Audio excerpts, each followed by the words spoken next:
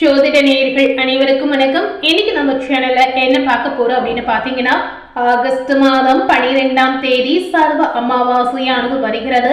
அதுவும் பாத்தீங்கன்னா சர்வ அமாவாசை மட்டுமல்லாமல் இந்த நாளில் சூரிய கிரகணமும் சேர்ந்து வருகிறது.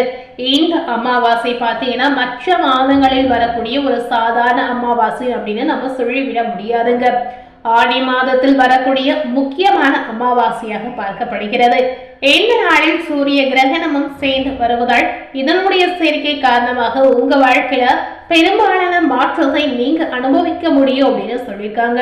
சோ இந்த விஷயங்கள் எல்லாமே ஜோதிட ரீதியாக ஒரு மாற்றமாக ஏற்படக்கூடிய ஒரு கணிப்பாக பார்க்கப்படுகிறது. இதனால உங்களுடைய வாழ்க்கையில என்னவெல்லாம் நடக்க போகிறது என்பதை விரிவாக பார்த்து பயன்பெறுங்க. இன்று கடகராசி நேயர்களுக்கு உங்களுடைய வாழ்க்கையில என்னவெல்லாம் நடக்க போகிறது என்பதை நம்ம பார்க்க போறோம். அதற்கு முன்னாடி இந்த சூரிய கிரகணம் எந்த நேரத்தில் தோன்றி எந்த நேரத்துல வரையும் என்ற தகவலை விரிவாக பார்க்கலாங்க. ஜோதிடத்துல கிரக பயிற்சிகள் மற்றும் சேர்க்கை எந்த அளவிற்கு முக்கியமாக கருதப்படுகிறதோ அதே அளவிற்கு கிரகணங்கள் குறித்தும் கவனிக்கப்படுவதாக சொல்லியிருக்காங்க. அந்த விதத்துலதான் ஆகஸ்ட் மாதத்தில் சூரிய கிரகணம் மற்றும் சந்திர கிரகணம் ஏற்படக்கூடிய தேதி மற்றும் நேரத்தை நம்ம பார்க்க போறோம். இன்னைக்கு நம்ம சூரிய கிரகணத்தை பற்றி மட்டும்தான் பார்க்க போறோம். இந்த ஆண்டில் பாத்தீங்கன்னா ஏற்கனவே ஒரு சூரிய கிரகணமும் ஏற்கனவே ஒரு சந்திர கிரகணமும் நடந்து முடிஞ்சதுங்க. இது இரண்டாவது முறை வரக்கூடிய சூரிய கிரகணம். ஆகஸ்ட் மாதம் 12ஆம் தேதி புதன்கிழமை அன்று இந்த கிரகணமானது வருகிறது. சந்திர கிரகணமும் இந்த ஆகஸ்ட் மாதத்திலே வருவதாக சொல்லி இருக்காங்க. இந்த நாளில் அதாவது இந்த சூரிய கிரகணம் ஆடி அமாவாசையில் ஏற்படுவது ஒரு அற்புதமான நிகழ்வாக சொல்லியிருக்காங்க. இந்த இரு கிரகணங்கள் எத்தனை மணிக்கு தொடங்கி முடிகிறது, எத்தனை மணிக்கு இந்தியாவில் தெரியும் என்பதை விரிவாக தெரிந்து கொள்ளுங்க. சூரிய கிரகணம் எப்படி தோன்றியது என்ற தகவல் நிறைய பேருக்கு தெரிவதில்லை. அவையும் நம்ம பார்க்கலாம். 2026ஆம் ஆண்டின் இரண்டாவது சூரிய கிரகணம் தான் புதன்கிழமை வருகின்ற ஒரு முக்கியமான கிரகணங்க. பொதுவாக ஜோதிடத்துல அமாவாசை மற்றும் பௌர்ணமி இது ரெண்டுமே முக்கியமான நாளாகவே நம்ம சொல்றோம். அதுவும் குறிப்பாக ஆடி அமாவாசை முன்னோர்களுக்கு தர்ப்பணம் தீதி கொடுக்க வழிபாடு செய்வதற்கு ஏற்ற நாளாக காலங்காலமாக பின்பற்றக்கூடிய ஒரு முக்கியமான நாளாக பார்க்கப்படுகிறது. இந்த விதத்துல முன்னோர்களுக்கு தர்ப்பணம் செய்யாமல் இருக்கக்கூடிய நபர்கள் கண்டிப்பா இந்த நாளில் மனதார செய்யலாம். இந்த நாளில் நீங்க செய்யும் போது முன்னோருடைய ஆசீர்வாதம் உங்களுக்கு பரிபூரணமாக கிடைத்துடுங்க. சூரியன் சந்திரன் பூமி இது மூன்றுமே ஒரே நேர்கோட்டில் வரும்போது சூரியனை சந்திரன் மறைப்பதால் சூரிய கிரகணமானது ஏற்படுது. இந்திய நேரப்படி பாத்தீங்கன்னா இரவு 8:04 மணிக்கு தொடங்கி நள்ளிரவு 1:07 மணிக்கு முடிவடையும் அப்படின்னு சொல்லியிருக்காங்க. இந்த சூரிய கிரகணம் இந்தியாவில் தெரியுமா என்ற சந்தேகம் கண்டிப்பா அனைவருக்கும் இருக்குங்க. இந்த சூரிய கிரகணம் இந்திய நேரப்படி இரவு நேரத்தில் தோன்றுவதால் இந்தியாவில் பார்க்க முடியாது அப்படின்னு சொல்லியிருக்காங்க. அதுவும் பாத்தீங்கன்னா ஆகஸ்ட் 13ஆம் தேதி நள்ளிரவு தோன்றுவதால் கண்டிப்பா இந்த கிரகணத்தை இந்தியாவில் பார்க்கவே முடியாதுங்க.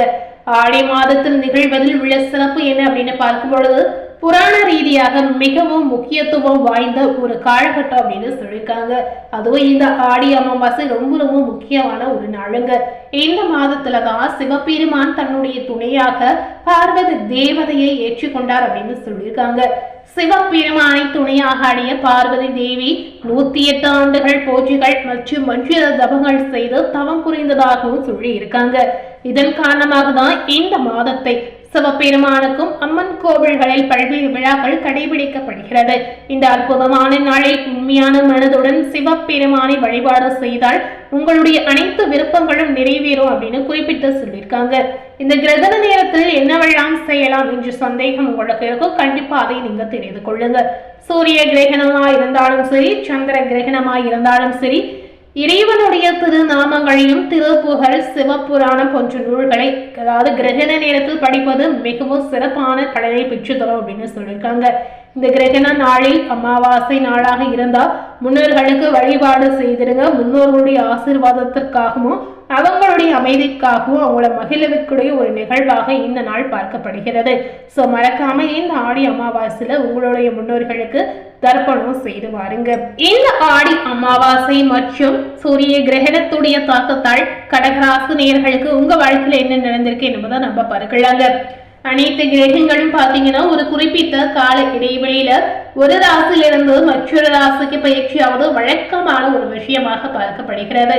இந்த கிரக மாற்றமானது 12 ராசினியர்களுக்கு தாக்கத்தை ஏற்படுத்தும்.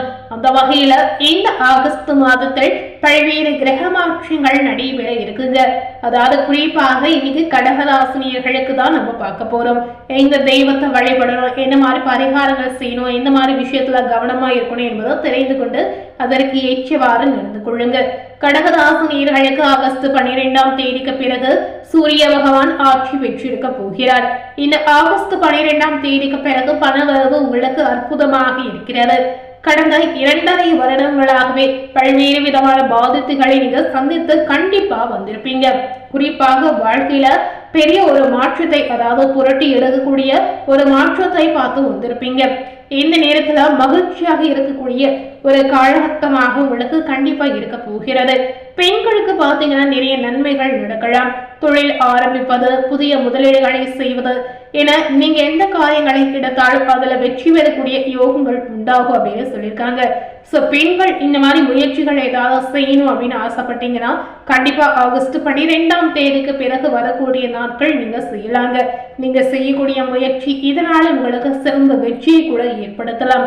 உங்களுடைய ராசியில குரு பகவான் இருப்பதால் ஏராளமான நன்மைகள் கிடைக்குங்க. செவ்வாய் 12ஆம் இடத்தில் இருப்பதால் வீட்டில் நிறைய சுப நிகழ்ச்சிகள் நடந்து கொண்டே இருக்குங்க. கிரக பிரவேசம், திருமண யோகம், வளைகாப்பு என அடுத்தடுத்து மங்கள கிரகமான நிகழ்ச்சிகள் நடக்கும் அப்படின்னு சொல்லியிருக்காங்க. சோ எல்லாமே நன்மைகளாக மட்டுமே நடக்கக்கூடிய ஒரு காலகட்டமாக ஆகஸ்ட் 12ஆம் தேதிக்கு பிறகு வரக்கூடிய நாட்கள் உங்களுக்கு அமையலாம். சூரிய பகவான் ஆட்சி பெற்றிருப்பதோடு புதன் பகவானும் இணைந்து புதாத்திய யோகமானது உண்டாகும். உங்களுக்கு தாய்மாமனின் ஆதரவு இதனால கிடைத்திடும். பாதகபதியான சுக்கிரன் கண்ணியில் நீச்சமாகி இருக்கிறார். இதனால இனி அனைத்து வித தடைகளும் தவிடுபடியாகலாம். இந்த நேரம் முழுவதும் குடும்பத்தில் மகிழ்ச்சி ஏற்படும். இந்த நேரத்துல நீங்க ஏதாவது தெய்வ வழிபாடு செய்யணும் அப்படின்னு ஆசைப்பட்டீங்கன்னா கண்டிப்பா செய்யலாம். அதுவும் சூரியனார் கோவிலுக்கு செல்வது, சூரிய பகவானை வழிபாடு செய்வதுதான் உங்களுக்கு ஏற்றத்தை தரும் அப்படின்னு சொல்லியிருக்காங்க. அது மட்டுமல்லாமல் இந்த நேரத்துல நீங்க சிறந்த தானங்களை செய்யலாங்க. அதாவது கோதுமை தானியங்களை நீங்க புறாக்களுக்கு போடலாம். உங்களால முடிந்த தான தர்மங்களை நீங்க செய்யலாம். சோ பொதுவாகவே கடகராசினியர்களுக்கு எல்லா விதத்திலுமே நன்மையான பலன் கிடைத்திருக்கு. சோ கண்டிப்பா கடகராசினியர்களுக்கு இது ஒரு அற்புதமான காலகட்டமாக அமைந்திருக்கு.